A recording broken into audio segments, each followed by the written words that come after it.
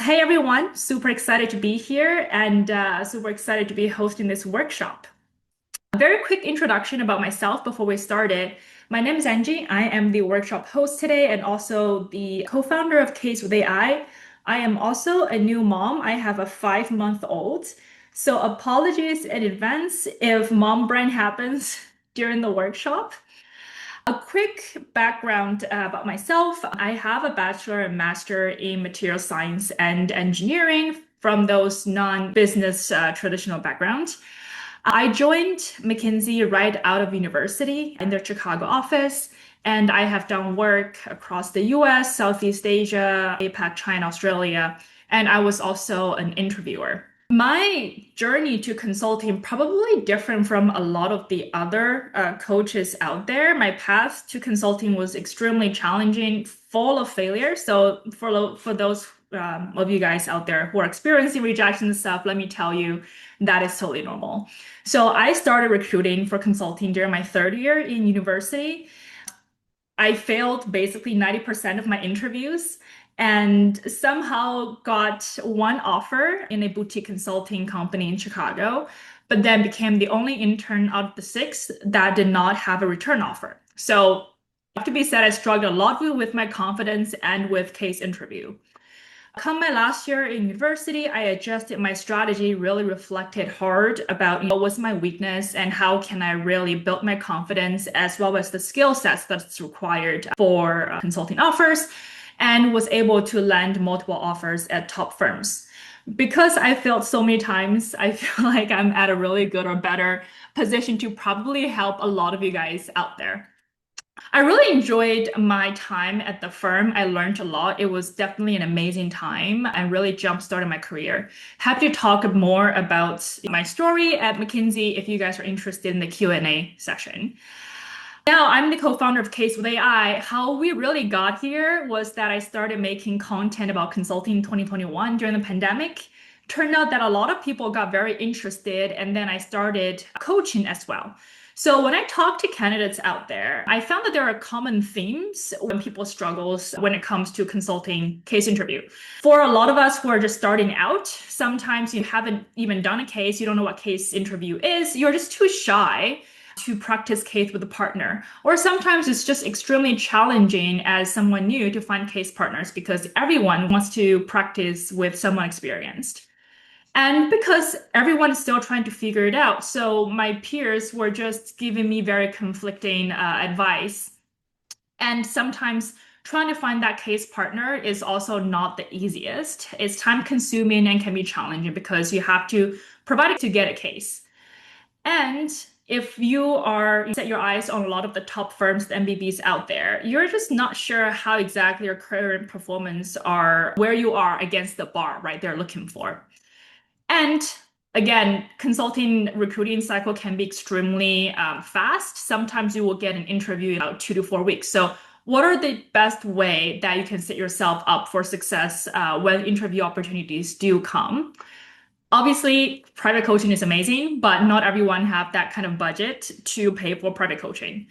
That's why we started Case with AI, so then people on our platform can practice with their AI coach anytime, anywhere. We have different experiences. For beginners, we have more of a progressive hand-holding mode, and then we have for advanced candidates more of a interview prep mode. And so we will be able to coach for all levels.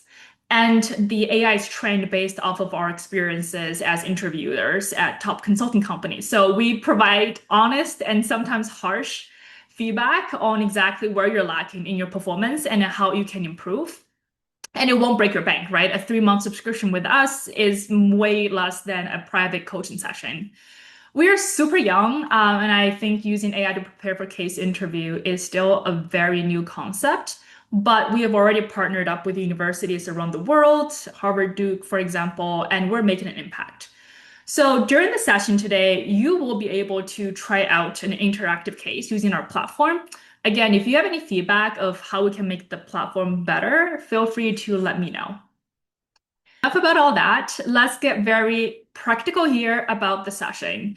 My goal for this session is to have you walk out and feel that you have really learned something important, practical that you can use for your own case interview preparation, either immediately or in a couple months.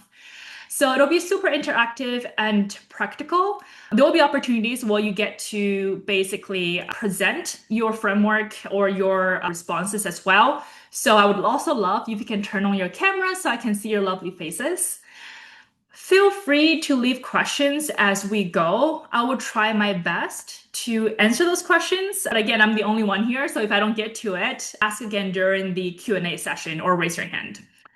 It is a judgment-free zone, so I wanted to just emphasize that whatever you say stays here, and the more you participate, the more you will get out of the session. So for session today, we'll first very quickly go through what a case interview is for those who are just brand new to case interview or consulting. We will spend majority of our time doing a practice, and then throughout the practice, I'll really guide you and leave the tips around how you can structure your answer. And then I'll share very practical resources and tips that hopefully would help you really hone your case interview skills.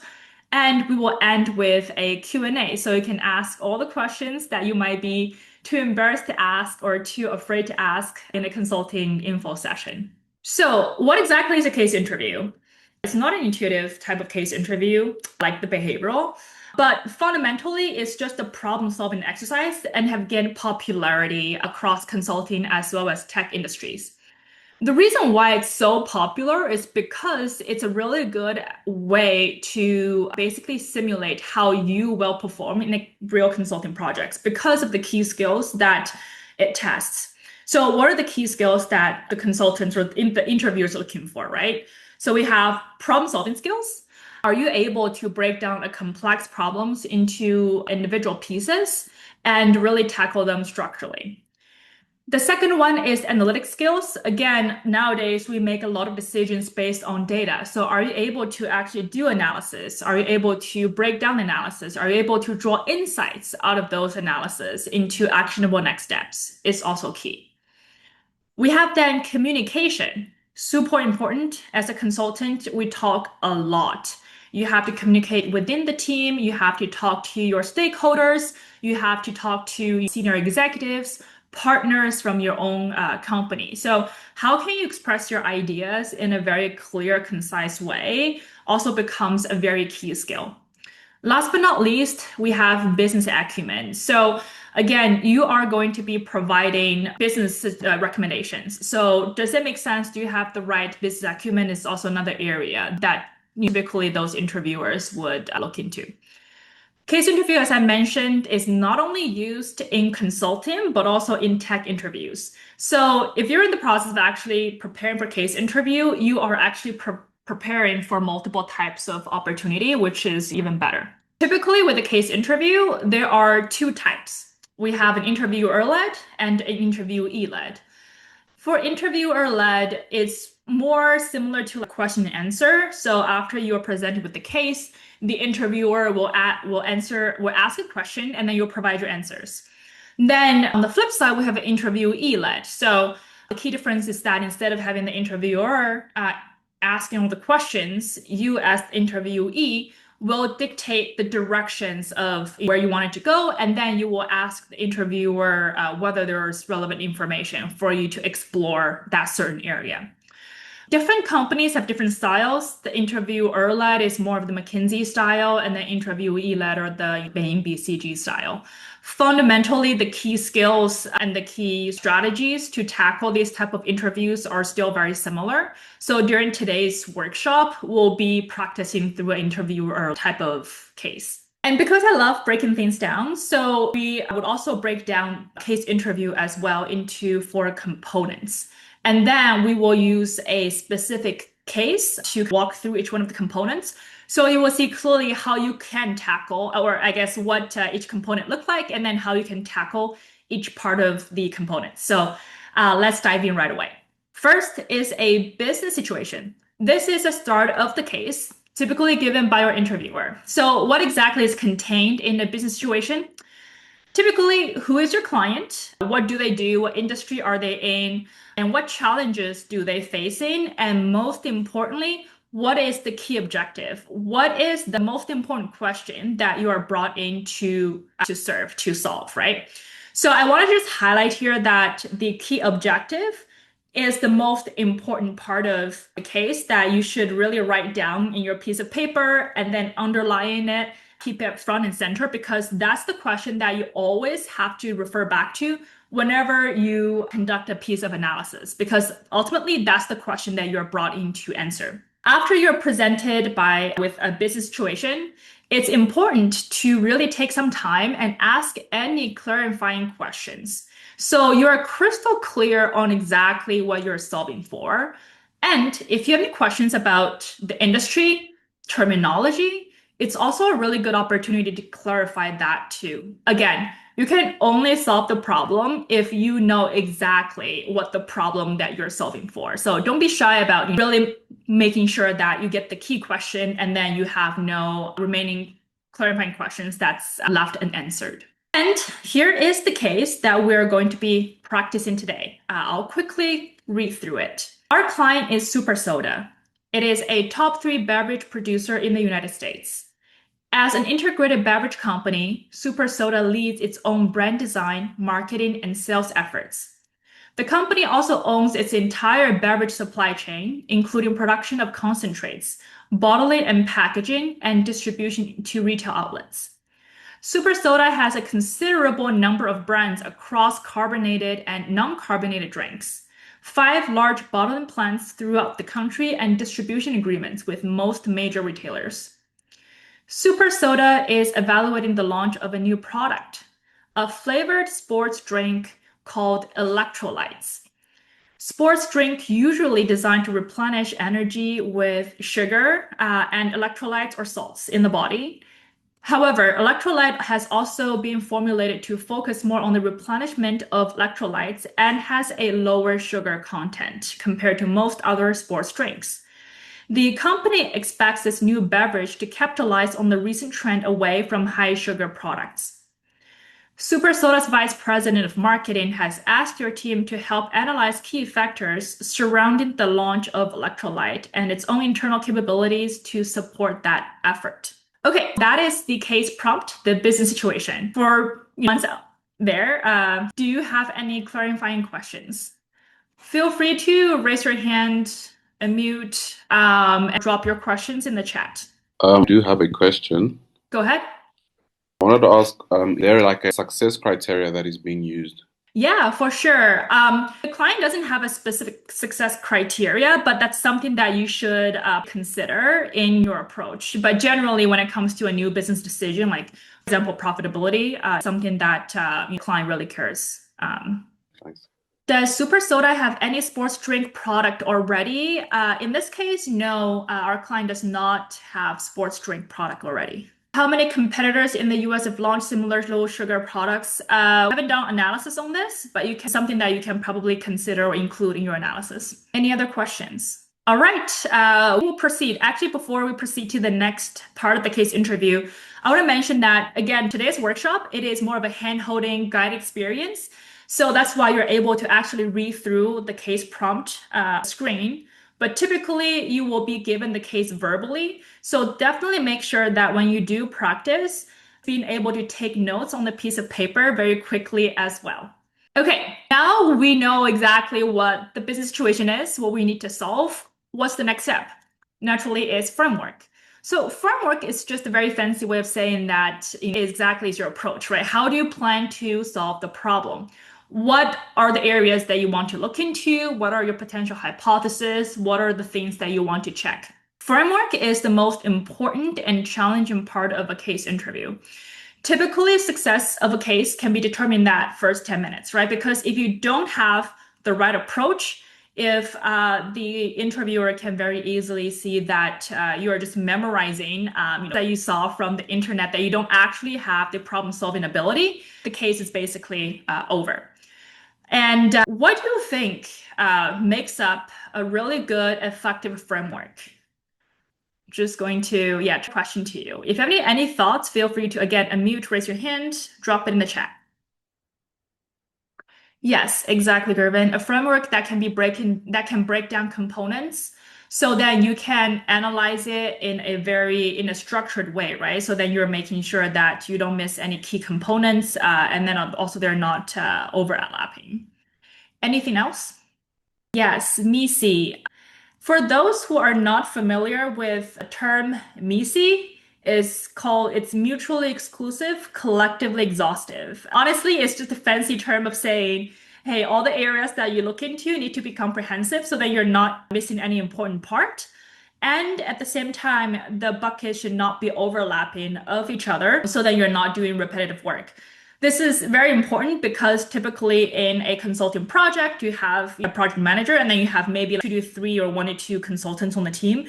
So when you're breaking down that complex problem, you definitely want to make sure that, hey, all the important aspects are being covered by the consultants on the team.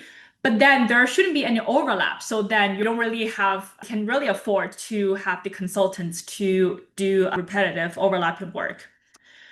I'm going to quickly move on here. So what are the other key things that we should really focus on when creating a framework, right? Customization is extremely important. That is also one way that you can really stand out among your peers, which is you need to make sure that whatever your approach is, you need to customize it to the objective, which is the key question that you're solving for, as well as the industry. It really talks about showcase your business acumen. And it should also be prioritized with the right depth of analysis. Again, in a case interview, you have in general about 20 to 25 minutes. You can't really boil the ocean and come up with 10 different factors. So you should really come up with the top 3, 5 important factors. And then you need to break it down into maybe 2 to 3 levels tops. Hypothesis driven is also important. Consultants usually come in with a very strong hypothesis, and then it's our job to then figure out additional analysis to either validate or disapprove that hypothesis. Last but not least, you're going to hear this a lot, communication. Again, when you're presenting a framework, there are going to be a lot of different branches and maybe a lot of different areas that you need to cover. So how can you make sure that when you're communicating your approach, it is clear, it is concise, become also key in your interview performance? All right, enough talking. Now it's your opportunity to actually do the practice on your own. I will drop the link in the chat. So what you need to do is to just go on that link, sign up very quickly. It should take you less than 30 seconds. Pick a workshop exercise case, then pick progressive mode, and then you can proceed to question 1. Let me know if you have any questions, but in the meantime, I'm also showing you what the interface look like. Once you're there, you can pick the workshop exercise, pick progressive feedback mode, and then you will see the case context that we just went through, and then you can start the case. All right, time is up. Okay, so for our first framework question, what key factors should Super Soda consider when deciding whether or not to launch electrolytes? Do we have anyone from the audience wants to present their answer? All right, so the participant response was actually not recorded. But what I'll do here is I'll provide what an example framework would look like. Okay, so regarding whether our client should launch electrolyte, my current hypothesis is that it would only make sense to launch if the following are true. One, the overall market for energy drink / electrolyte is attractive enough. And second, our client have the right capabilities to support the launch. And third, the product, the launch decision is going to be financially profitable. And last but not least, we can handle all the potential risks. So first, when we think about overall market, the attractiveness of the sports drink, especially electrolyte market, we can look into about 3 different areas. First, there's around the size and the growth of the electrolyte market in the US, and especially how fast is this low sugar or healthy hydration segment growing. And second, we wanted to think about the people who will be drinking this drink. So are consumers actively shifting towards this new trend? And who are the ones that we should target? Would it be the athletic folks, the active people? Would it be any other demographics? And third is to understand the current competition out there. So who are the current market leaders, maybe Gatorade of the world? And is the market relatively concentrated with only a few drinks that's dominating, or is it relatively fragmented where we see a lot of different options? And how would electrolyte differ from the existing product in terms of the existing drinks, in terms of bottling, design, or taste? The second part is the capability of our client. We know that our client have existing production supply chains such as bottling plants. So are they able to actually handle the formulation? Are there any different ingredients or packaging? And for the ingredient suppliers that we have is available for new formulas. And would any of the recent tariff regulation impact any of our supply chain? And when it comes to our in-house marketing sales, do we know if we have the experience to actually market to health conscious or athletic segments? And can we build a credible brand in this niche very, very quickly? And when it comes to distribution, although we already have the right distribution channel to all major retailers, which is amazing, but do we have access to the right channels for sports drinks? Can we open up additional non-traditional points such as gyms, corporate cafeterias, wellness centers, major sports events? Three is financial. Financial is usually breaking down into revenue, cost, and profitability. So when it comes to revenue, we need to think about how much can we sell this electrolyte drink for, and then how many people or how many bottles can we actually sell? What is that projection look like? And when it comes to cost, it's usually breaking down into fixed cost and variable cost. Fixed costs include the cost to convert existing product line, so any new equipment that we need to purchase. Variable costs including production, bottling, transportation, etc. So after that, we need to think about profitability. How much profit can we generate, and what exactly is the payback period that we would expect? Because the payback period of a year versus 10, 20 years, there's a huge difference in implication. Last but not least, what are the major risks that we should consider, and what are our mitigation method, right? So first, cannibalization.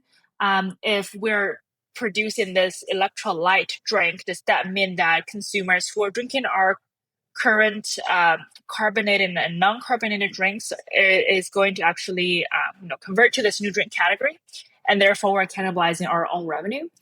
And the second piece is how are our competitors of the world, such as Coca-Cola or Pepsi, going to retaliate? Are they going to do price cut, promos, or new launches of very similar products? All right, so I actually forgot to resume recording during the workshop, so I'll just add it up here. Okay, so we now know what the business situation is. We know exactly how we are going to approach it. Next is going to be analysis. We need to conduct different types of analysis to help us solve the problem and come up with recommendation. And typically there are two types of analysis, with quantitative, which is math, and qualitative, which is looking at charts and tables to come up with insights. There could also be a combination of quantitative and qualitative in an exercise. So when it comes to the analysis, typically there are a few steps that you should do when you approach the analysis question. First, when you are provided with additional data, take a moment to take a look at the data before share your thoughts. And if it is about a quantitative analysis, before you even do the calculation, make sure that you share your approach first, so you can bring the interviewer along the journey. And if you happen to have the incorrect approach, then the interviewer can bring you to the right direction very early on. And it's very important to sense check your answer at the end of your calculation. If your gut is telling you that there's something fishy about the answer, then go back to previous steps to see if you're doing it correctly. And last but not least, this is where you would really stand out among your peers, which is to talk about the so what. So what does this information tell us about the overall objective? Okay, so now we have our analysis question. Feel free to go back to the platform, proceed to question 2, spend about 4 minutes there, and then we can reconvene and talk about our approach. resume and then talk about the approach here, right? So how would I answer this? First of all, I would talk about the approach. So if we wanted to calculate the break even is when cost equal to revenue. So cost here is fixed plus variable, which means then and it's equal to the price per bottle times the quantity that's required to break even. And then after we get the break even quantity, then we divide that by market size to figure out what the market share is. So 40 million is the fixed cost, and then per bottle is cents, which means the break-even quantity is about 40 divided by 10 cents, which is 400 million bottles. And then it's 8 bottles per gallon, which means then we're looking at 50 million gallons. However, one trick thing here is that the electrolyte drink market is in terms of like the so we have to convert that to the electrolyte market drink. So the electrolyte drink is 5% of the 8 billion, which is 8,000 million gallons. So the overall market that we're looking at total is 400 million gallons. So then the market share that we need to get is 50 million divided by 400 million, which is 12.5%. Now I'm going to follow up with the so what. So know that we need to capture 12.5% market share. What does this mean, right? So it means that our current hypothesis stays the same, which is Super Soda should launch electrolyte. The reason being then capturing 12.5% market share even seems achievable, given that we're actually currently a leading beverage producer. So we probably have the capability to do that. And the second piece is that the market itself seems quite fragmented, right? We have 70% that there's no one kind of dominating. So it means then we can probably consolidate and become market leader. However, there are still some other considerations that we should think about. What is timeline to then what is the timeline for us, to achieve that 12.5%? Because a year timeline versus a 10-year timeline, there is a huge difference in implications. And then this is, how are our competitors in the Cool Sweat and Recover Plus going to react to the launch of electrolyte? And the third piece that's quite interesting is electrolyte market even attractive enough? It's only 5% of the overall energy drink market. Does that mean we actually should go back to really see, are there any other more drink categories within energy drinks that we should pursue? Any questions about this? If not, I'm going to ask a very interesting question for you guys here. Does anyone has any opinion about the fact that they should not launch, knowing that they have to capture 12.5%? Would you advise against them from launch? So that is 12.5% of the 5%, correct? Because of the sports drink, it's not 12.5% of the entire thing. It's 12.5% of that 5%. Correct, yes.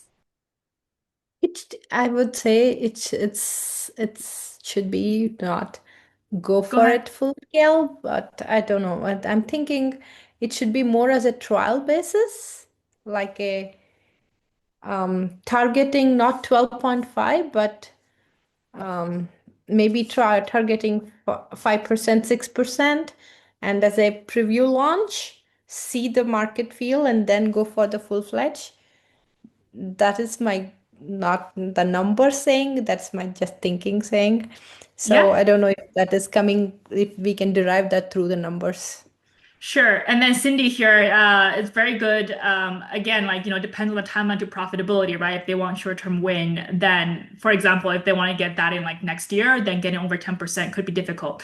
So the reason why I'm asking here this question is that this is one of the kind of classic example of it could go both ways, because we have very limited information here. Right. So you could make the argument, say that, hey, I think it's a good opportunity, and then we should launch. 12.5% seems reasonable. You could also make the same argument on the flip side that says, hey, the 12.5% seems quite significant, right? It means that they have to become second in the whole electrolyte market, and then depending on the timeline, it could be challenging to achieve. And plus, electrolyte market overall doesn't seem to be attractive enough. It's only 5% of the overall energy drink market. So why would we spend all this time and resource on just 5% of the total energy drink market?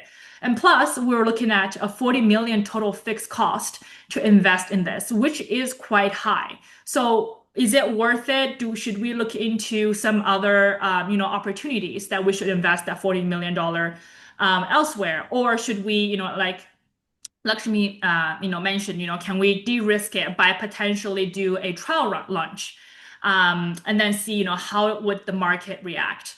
So I just wanted to really use the example to show you that there are times where the data is not very clear based on everything you know about whether to go one way or the other. So it's okay to make recommendation either way.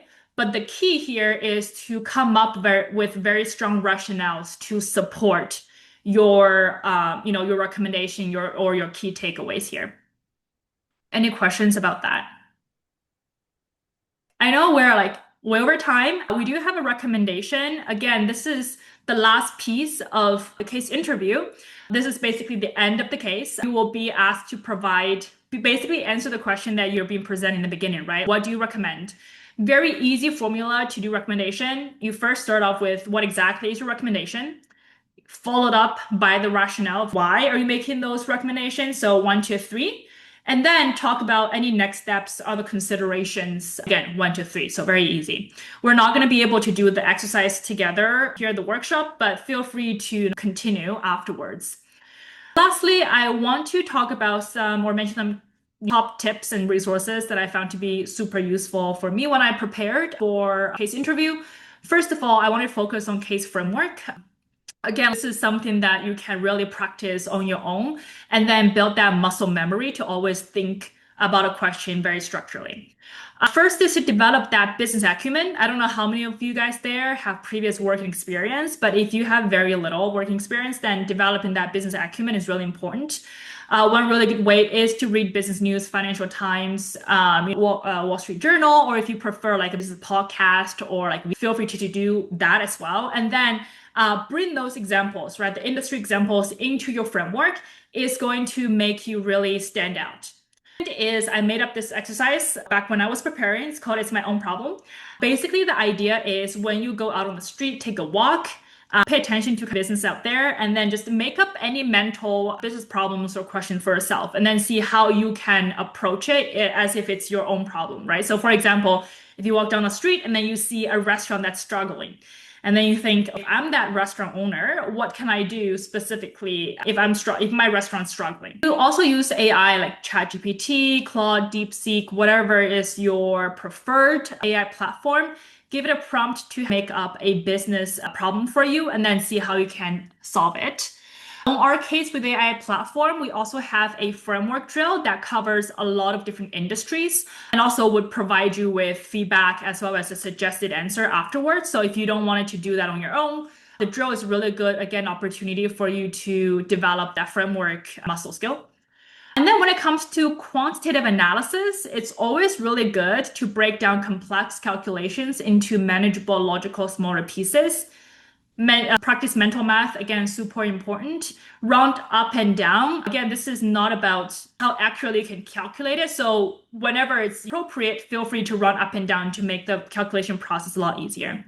The other thing that's important here is if you realizing they're spending a lot of time doing the calculation, or the calculation itself is getting quite complex, you probably should take a step back, check your previous steps, and then see if you have made any mistakes.